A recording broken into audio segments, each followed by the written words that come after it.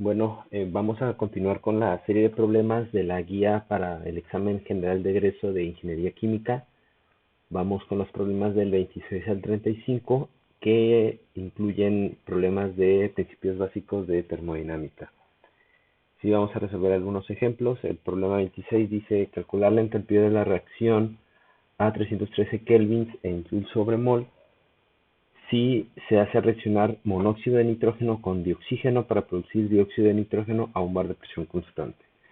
Ok, bueno, aquí tenemos una temperatura que son 313 kelvins, que 313 kelvins son 40 grados centígrados.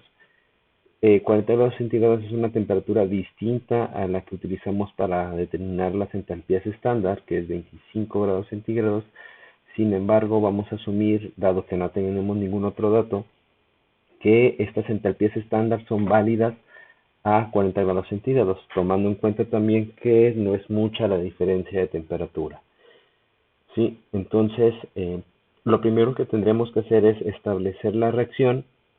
No nos da la reacción, entonces dice que se va a hacer reaccionar monóxido de nitrógeno, es decir, NO, con dioxígeno, que es una molécula de oxígeno, O2, para producir dióxido de nitrógeno, NO2. No nos da más datos, entonces es necesario, en primer lugar, balancear la reacción. ¿Sí? Una propuesta para balancearla sería considerar medio mol de oxígeno gaseoso. No hay ningún otro dato, entonces vamos a tomar este como primer propuesta y vamos a determinar la entalpía estándar de reacción.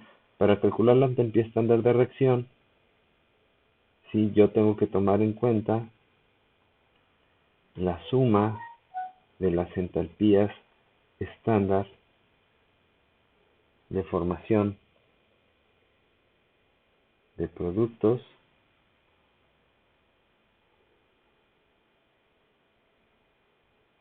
menos la suma de las entalpías estándar de formación de reactivos. ¿Sí? Y tomando en cuenta N y M, que son los coeficientes de la reacción.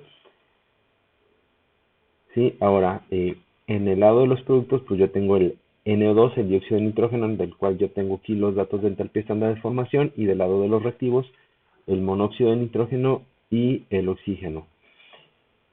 Para el oxígeno, por convención, sabemos que las entalpías estándar de formación de los elementos, en este caso el oxígeno, va a ser de 0 de Joule sobre mol. ¿Sí? Esto por convención. ¿Sí? Entonces, bueno, ya podemos resolverlo fácilmente. Si los coeficientes en la reacción que nosotros proponemos es de 1, ¿sí? Tenemos coeficientes de 1, tanto para el monóxido como para el dióxido. Y entonces, pues nos queda más que sustituir, y la entalpía estándar de reacción será igual a, de los productos, tenemos el NO2, que es 34.01 joules por la menos 1, menos la suma de las entalpías de los reactivos, que tenemos la del monóxido, que es 92.35 más 0.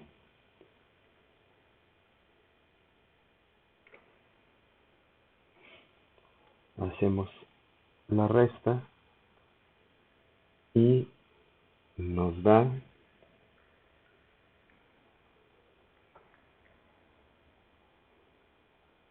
menos 58.34 gigajoules mol a la menos 1. Este resultado no corresponde a ninguna de las opciones que tenemos aquí arriba. Sin embargo, Como dijimos al principio, esta reacción es solamente una propuesta, ¿sí? Realmente no hay nada que nos impida balancear de forma diferente la reacción, y entonces vamos a cambiar los coeficientes y fácilmente yo podría colocar el coeficiente de 2 a cada uno de ellos y la reacción seguiría estando balanceada. Entonces, si yo coloco aquí este coeficiente de 2, entonces pues yo tendría que considerar un 2 aquí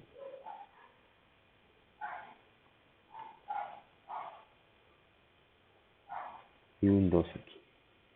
Es decir, el resultado debería estar multiplicado por 2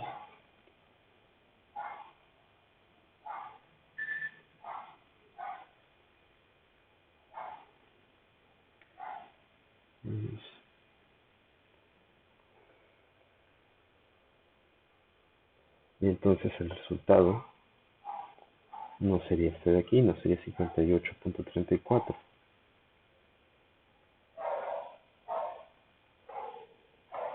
Estaríamos hablando de 116.68 kilojoules mol a la menos 1. Ahora, es importante recordar las unidades, ya que el problema nos pide el resultado en unidades de joules mol a la menos 1. Es importante poner atención a cómo nos lo solicita el problema. Entonces, lo único que tendríamos que hacer es multiplicar por 1000, sería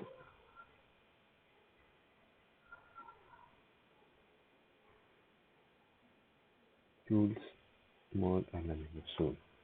Si lo expresamos en notación científica, pues es 1.16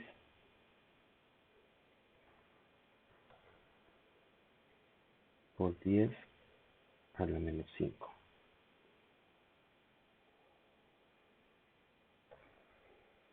La opción C. Vamos con el siguiente problema. El siguiente ejemplo, el problema 29, nos habla de un intercambiador de calor que opera a 287 grados centígrados y este suministra calor a un sumidero que se encuentra a una temperatura de 503.05 grados Rankine. Una máquina de Carnot se encuentra operando entre la fuente y el sumidero. Nos pide calcular el porcentaje de eficiencia si las temperaturas se mantienen constantes. Bueno, recordando que es un ciclo de Carnot, o recordando un poquito, sabemos que un ciclo de Carnot opera en 4 pasos. ¿Sí? El primer paso, el primer proceso del punto 1 al punto 2 es una expansión isotérmica, es decir, a temperatura constante. Esa temperatura de la primera expansión isotérmica se encuentra a la temperatura T1, que sería el foco caliente, que es la temperatura más alta. Después del paso del punto 2 al punto 3 estamos hablando de una expansión adiabática en la cual no hay un intercambio de calor, pero sí hay una salida de trabajo. El siguiente paso, el del punto 3 al punto 4, es una compresión isotérmica que ocurre a una temperatura constante T2, que es la temperatura del foco frío, o también se le conoce como sumidero de calor, que es la zona de temperatura fría a la cual se desprende el calor que no se transforma en trabajo, seguido al final de una compresión también adiabática en la cual ingresa trabajo al sistema. Tenemos aquí una entrada de calor, tenemos una salida de trabajo, tenemos una salida de calor y aquí no está especificado, pero tenemos una entrada de trabajo. ¿Sí? El problema que nos pregunta aquí es calcular el porcentaje de eficiencia. Esta relación entre estas dos partes nos va a dar qué tan eficiente. Una máquina 100% eficiente convertiría todo el calor que entra en trabajo. Sin embargo, eso no es posible. El ciclo de Carnot precisamente nos pone esta limitante, surge a partir de la segunda ley de la termodinámica y nos limita la eficiencia de una máquina térmica, ¿sí? Entonces, va a estar en función del trabajo, ¿sí? El trabajo que salga del ciclo y el calor que entra. Entonces, recordando pues la primera ley de la termodinámica, estamos hablando de un ciclo termodinámico y pues esta delta U en un ciclo, todo ciclo, pues va a ser cero. Entonces, si delta U es cero y delta U yo sé que es igual a Q más W, ¿sí? Pues yo sé que Q y W deberían de valer lo mismo para que el cambio de energía interna sea cero. Entonces, este de aquí, o este cociente que tenemos aquí, va a ser entonces la eficiencia. Muchas veces queda en función de 1, siendo 1 el 100%, la máxima eficiencia, o podemos multiplicar este cociente por 100 y obtener la eficiencia en función de un porcentaje. ¿Sí? Esto lo podemos expresar de esta manera, o si lo factorizamos, también puede quedar de esta manera, siendo 1 el 100% o la máxima eficiencia y el cociente de los calores que entran y salen, pues el calor que se pierde o que no se puede aprovechar en el proceso. Sin embargo, el problema aquí no nos especifica la cantidad de calor, simplemente nos da las temperaturas del foco frío y la temperatura del foco caliente, ¿no? Dice que opera esta temperatura y que el foco frío del sumidero es esta temperatura. Ahora, estas temperaturas ni siquiera están en la misma escala. Entonces, ahí tenemos un problema más. ¿Qué puedo hacer yo en este caso? Bueno, hay que recordar que en un ciclo de Carnot estamos tomando en cuenta, si estamos hablando de compresiones y expansiones, pues estamos hablando también de cambios de volumen, ¿no? Entonces yo tengo un volumen 1 en el punto 1, un volumen 2 en el punto 2, un volumen 3 en el punto 3 y un volumen 4 en el punto 4. Sin entrar en muchos detalles, para un ciclo de Carnot, el cociente entre volumen 2 y volumen 1 va a ser el mismo para el volumen 3 y volumen 4. La ley de gases ideales, ¿sí? Y recordando que los procesos de 1 a 2 y de 3 a 4 ocurren de forma isotérmica, es decir, no hay cambio de temperatura, pues yo puedo calcular Q, ¿sí? En función de los moles y del cambio de volumen para un proceso isotérmico. Entonces, sin entrar nuevamente en muchos detalles, al final pues yo puedo expresar esa misma eficiencia como T1 menos T2 sobre T1, siendo T1 la temperatura del foco caliente y T2 la temperatura del foco frío o sumidero de calor. Ahora, ¿en qué temperaturas tenemos que utilizarlas? La constante R normalmente la utilizamos en unidades de temperatura absoluta. ¿Cuáles son las unidades de temperatura absoluta? Son dos, son o kelvins o grados Rankine, ¿sí? ¿Cuáles son o a qué nos referimos con unidades de temperatura absoluta? Aquellas unidades de temperatura en las cuales el cero representa la ausencia de esa propiedad.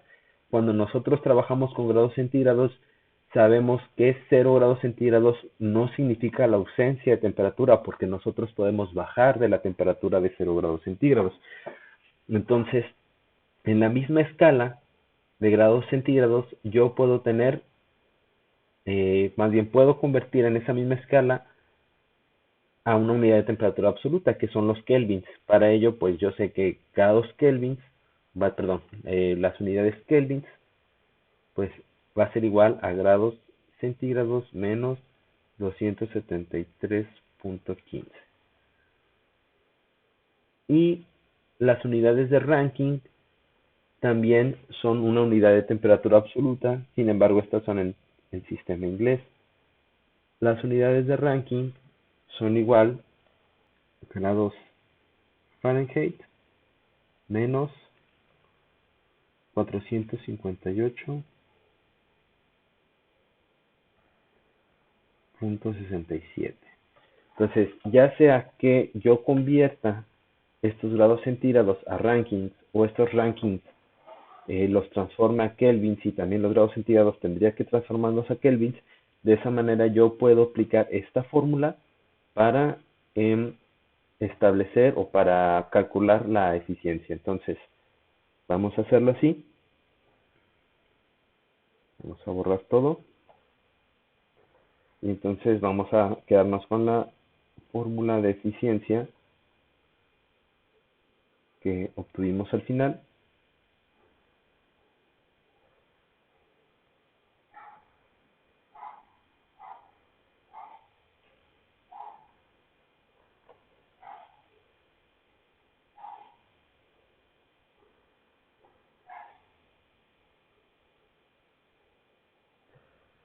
En este caso, bueno, habría que, pienso yo que lo más importante pues sería conocer las fórmulas para hacer la conversión de una unidad de temperatura a otra.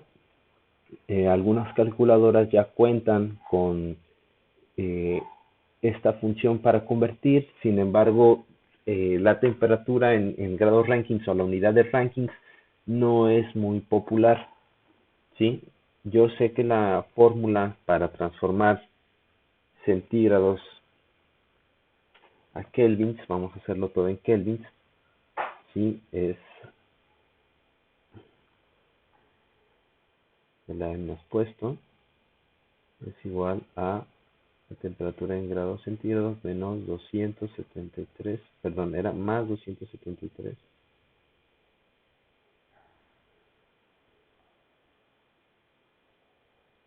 Una disculpa, más 273.15.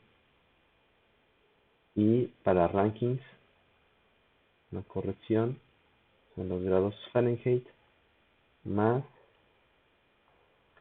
458.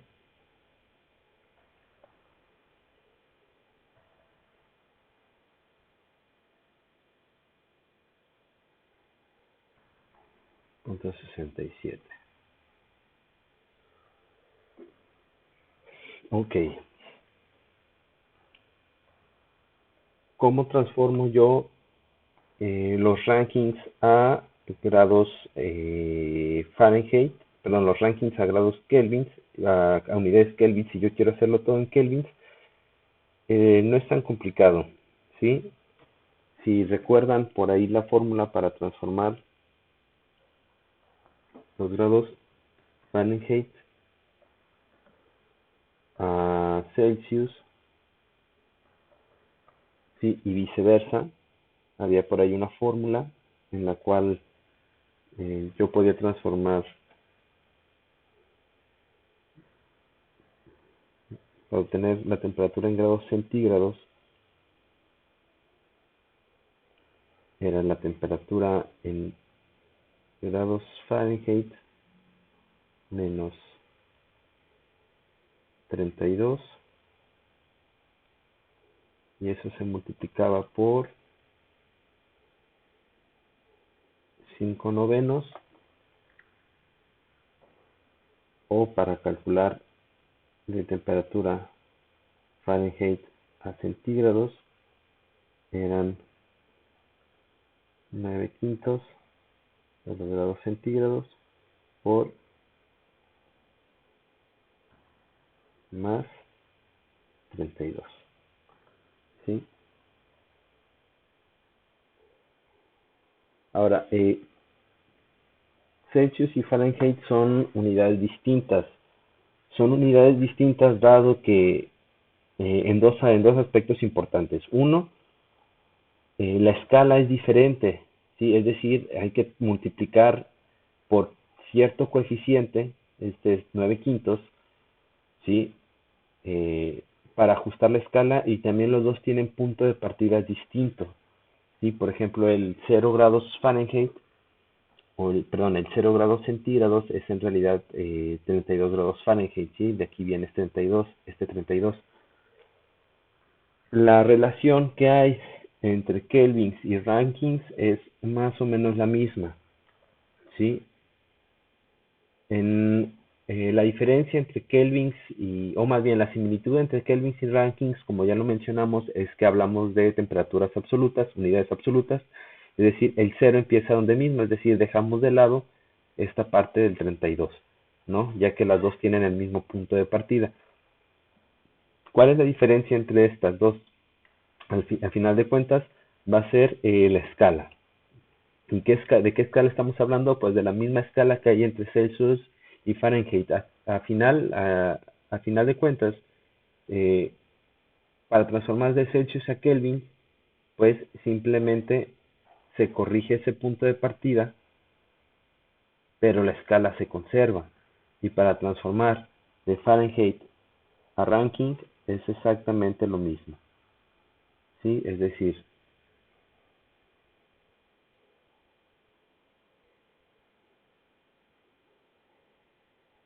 simplemente se le suma 458 y se corrige ese punto de partida. Entonces, si yo quiero transformar de rankings a kelvins, lo único que tendría que hacer es multiplicarlo por 5 novenos. Es decir, grados ranking para los kelvins va a ser igual a 5 novenos por los grados ranking. Y listo. Y si yo quiero transformar de rankings de kelvins a ranking, pues son 9 quintos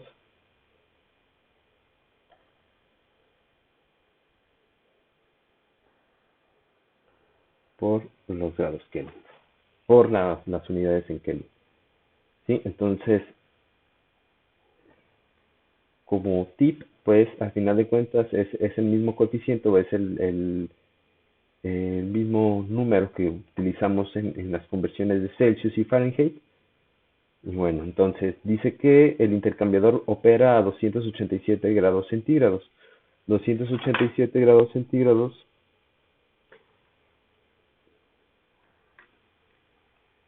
son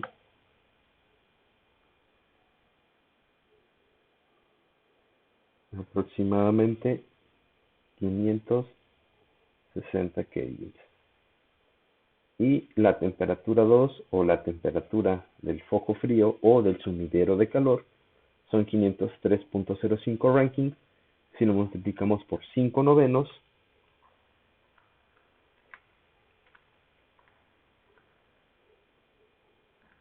nos va a dar un valor de 279.5 kelvin. Listo. Ya tengo yo mis dos temperaturas, puedo calcular sin ningún problema la eficiencia. Esta eficiencia va a ser temperatura 1 menos temperatura 2, 560 kelvins menos 279.5 kelvins sobre 560 kelvins.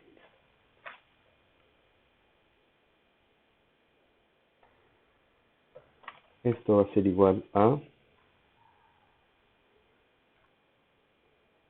0.5089. Ahora, esta eficiencia está en función de 1, ¿sí? Recordando por ahí lo que dijimos hace un momento, 1 sería la eficiencia máxima. Entonces, si yo lo quiero convertir a porcentaje, simplemente habría que multiplicarlo por 100. Entonces, el porcentaje de eficiencia sería de 50.089%. Y por lo tanto, la respuesta correcta entre todas estas sería la A, 50%.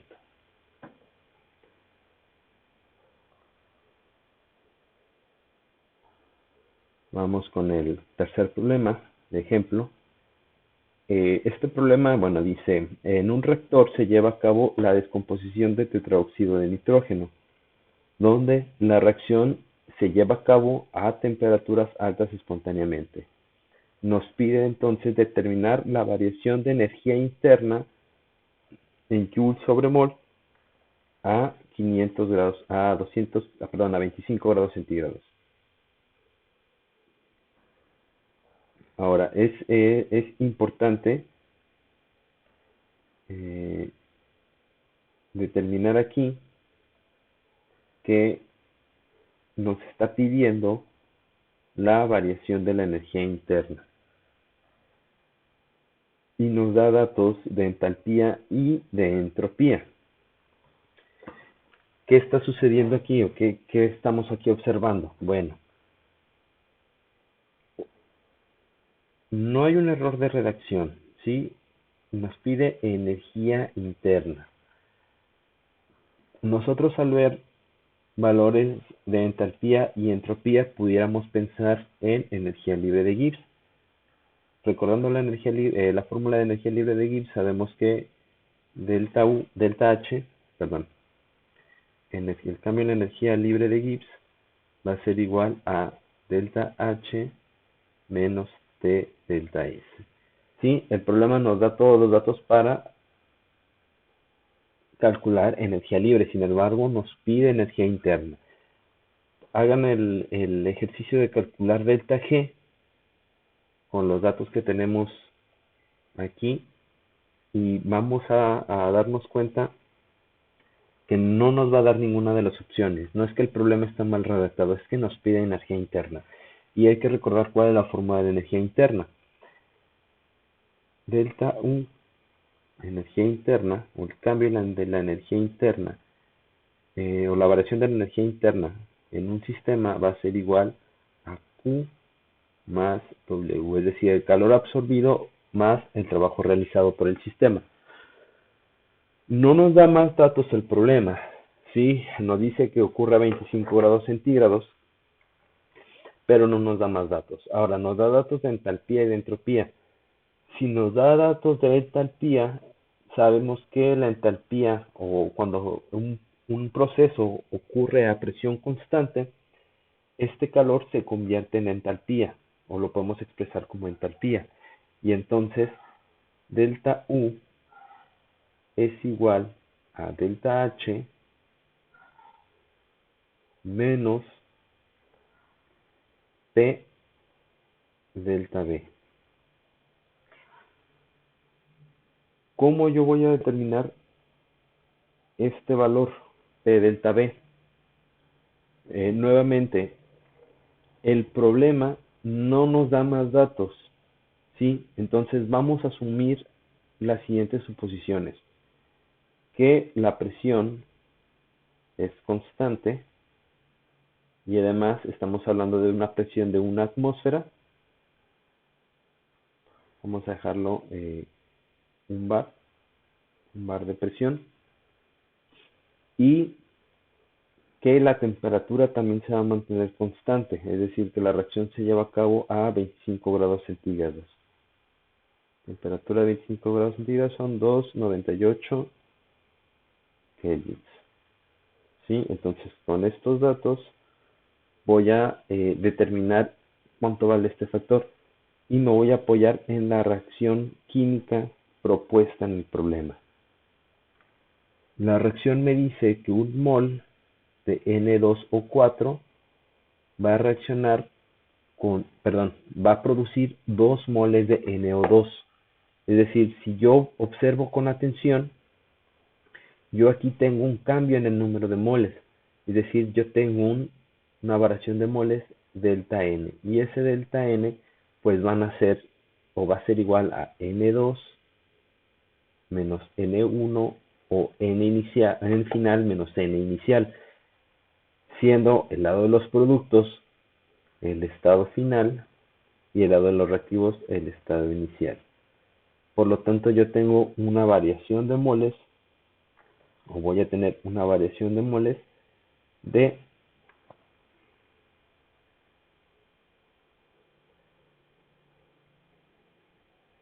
2 menos 1, es decir, de 1 mol.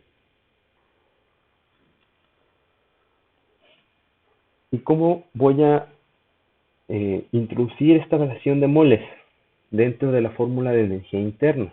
Bueno, si yo estoy hablando o estoy suponiendo que ambos gases se comportan de forma ideal, ahí estamos haciendo otra suposición, estamos suponiendo un comportamiento ideal.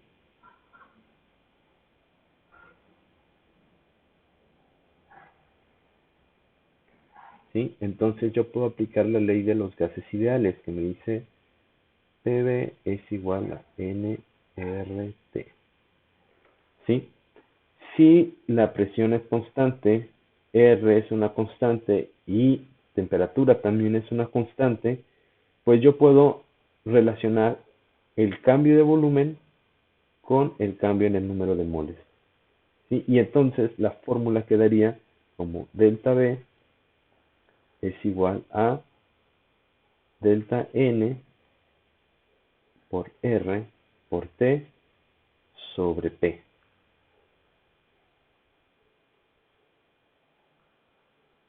Y delta B entonces va a ser igual a 1 mol por R, ahorita ponemos el valor de R que vamos a utilizar, por T, que es 98 kelvins,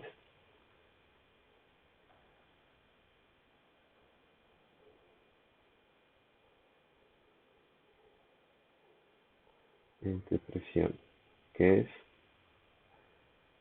bar. Entonces, vamos a utilizar una constante R que se adapte a cada una de estas unidades, a moles, bar y kelvin. ¿Sí? Entonces yo puedo utilizar una unidad que son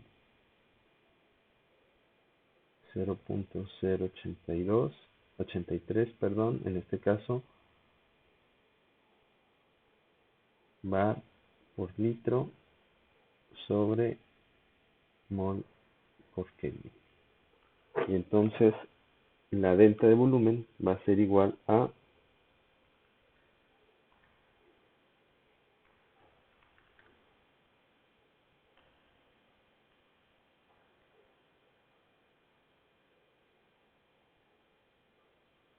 24.7 litros.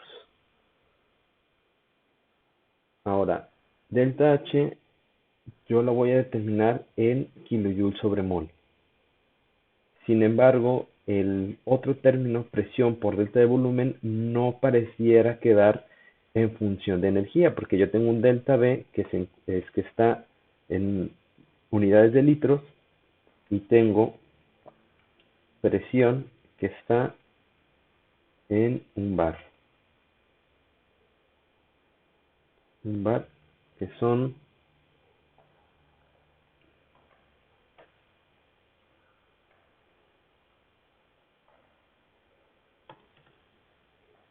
si yo lo coloco en kilopascales, yo sé que un bar equivale a 100 kilopascales o 100.000 pascales. ¿Sí? Entonces,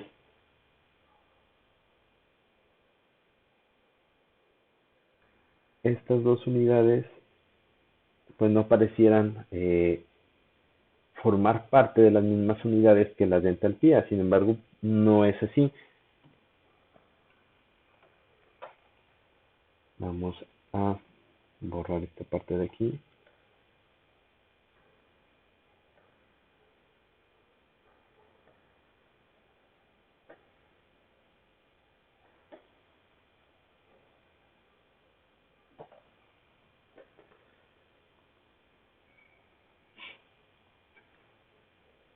Eh, yo sé que pascales o un pascal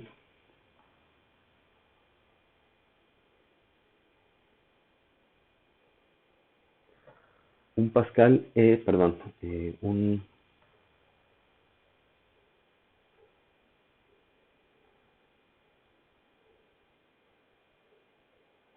joule, que es una unidad de energía, sí, va a estar determinada, recordando un poquito de la definición de energía, que era la capacidad para realizar un trabajo, surgía a partir de la multiplicación de un newton por un metro, que venía de la fórmula que trabajo es igual a fuerza por distancia.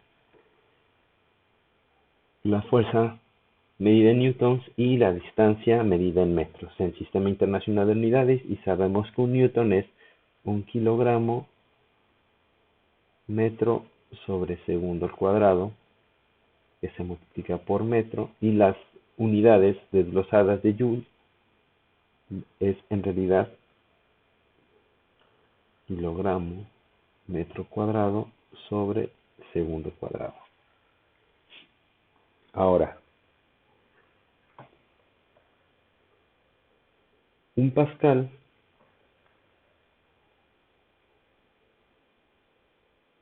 sí es una unidad de presión, y presión era fuerza o sobre área, es decir, un pascal viene a partir del cociente o la razón de un newton sobre metro cuadrado, ¿sí? Recordando, presión es igual a fuerza sobre área, y por lo tanto pues tenemos que es un newton sobre metro cuadrado en unidad del sistema internacional, y esto es igual a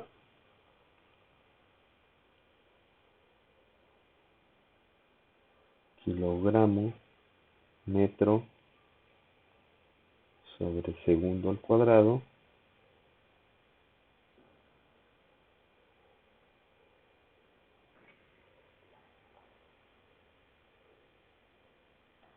por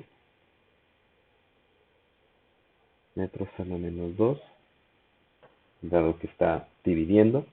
Pues un pascal, o las unidades desglosadas de un pascal, son kilogramo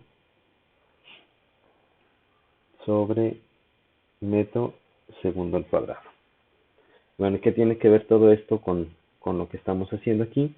Bueno, que si yo multiplico una unidad de presión, que son pascales, por una unidad de volumen, ¿sí? Es decir, si yo multiplicara kilogramo metro sobre segundo, kilogramo sobre metro segundo al cuadrado por ejemplo, metro cúbico, entonces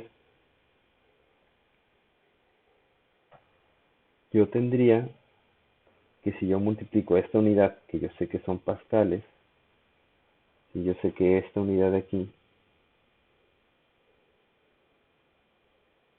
que estos de aquí son pascales, yo lo multiplico por una unidad de volumen, ¿sí? ¿Qué voy a obtener?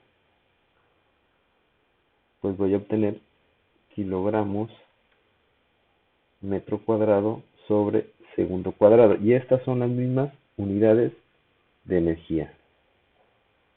¿Ok? Entonces, si yo multiplico una variación de volumen por una presión, por un valor de presión, yo obtengo unidades de energía o unidades de trabajo.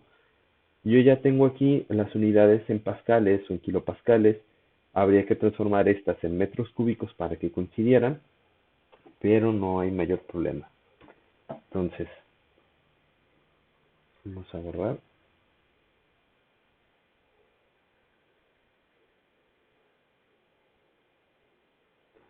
Vamos a transformar estas unidades. Vamos a ponerlas aquí. Yo sé ahora, ya tengo mis datos de entalpía que necesito para resolver el problema.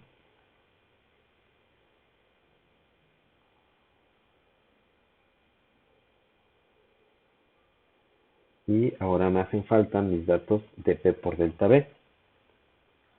Yo sé que mi presión pues son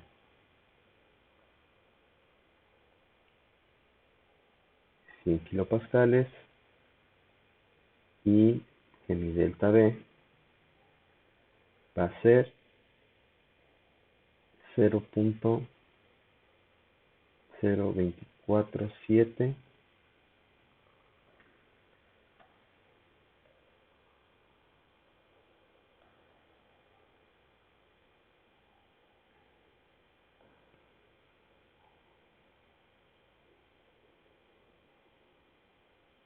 metros cúbicos.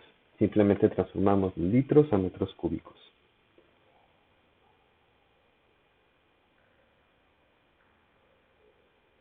No vamos a borrar todo lo que tenemos aquí abajo. Menos esta fórmula que es la de la energía interna, que es la que necesitamos para resolver el problema. Y entonces ahora sí, la delta H de la reacción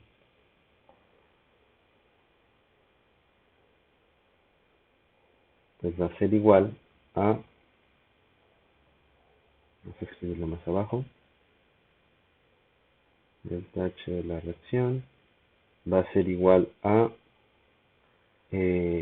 recordando en el primer problema, pues la suma de las entalpías de los productos, por ahí ya se borró la reacción,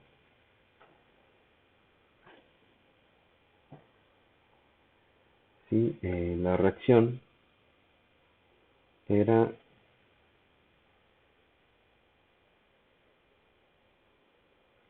N2O4 nos producía los NO2, ¿no? Entonces, esto iba a ser igual a 2 veces la entalpía estándar de reacción del NO2, de formación del NO2, menos la entalpía estándar de formación del N2O4. ¿Sí? Respetando estos coeficientes, 1 y 2, 1 y 2. Entonces sería 2 veces la del NO2, que son 30.3 kilojoules mol a la menos 1, menos 9.8 kilojoules mol a la menos 1.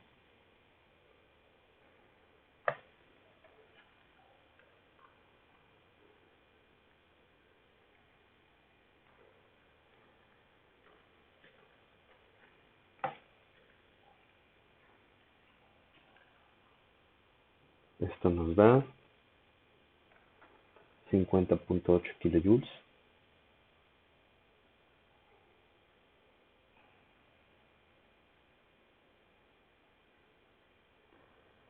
Y ahora sí, para calcular la variación de la energía interna, esto sería igual a esos 50.8 kilojoules mol a la menos 1, menos presión, que son 100 kilopascales,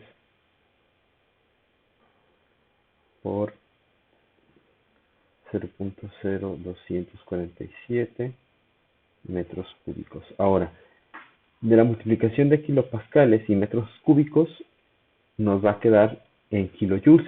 Si pascal por metro cúbico es joule, pues kilopascal por metro cúbico tiene que ser kilojoule. ¿Qué pasa con la unidad de moles a la menos 1?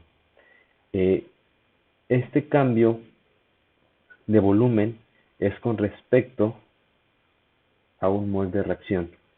Sí, entonces podríamos decir que estos metros cúbicos o este delta B es sobre mol o por mol a la menos 1.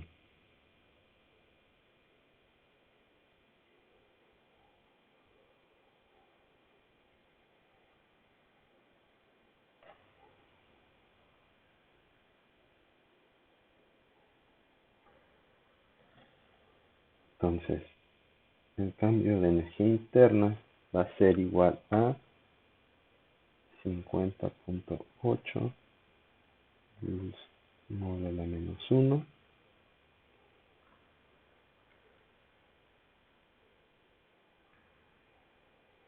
menos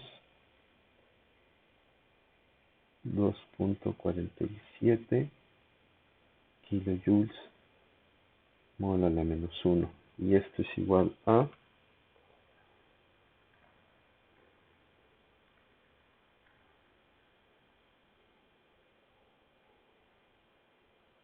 48.33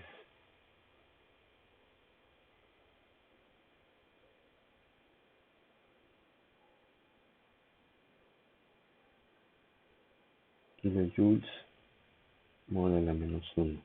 Ahora, el problema nos los pide en joules mole a la menos 1. Entonces, nada más multiplicamos por 1000. Estaríamos hablando de 48.330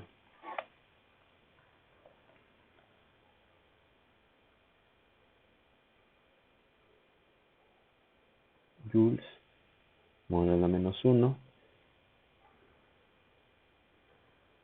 Y en notación científica estamos hablando de 4.833 por 10 a la 4 joules mole a la menos 1.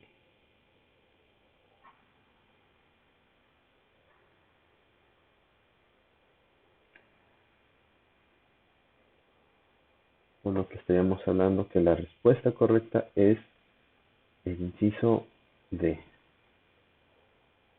¿Sí? Bueno, hasta aquí con los ejemplos para este serie de problemas. Si hay algún otra duda para este serie de problemas, por favor, háganmelo saber. Y vamos a seguir trabajando de la siguiente forma. Bueno, pues gracias por su atención y seguimos con la siguiente serie de videos. Hasta luego.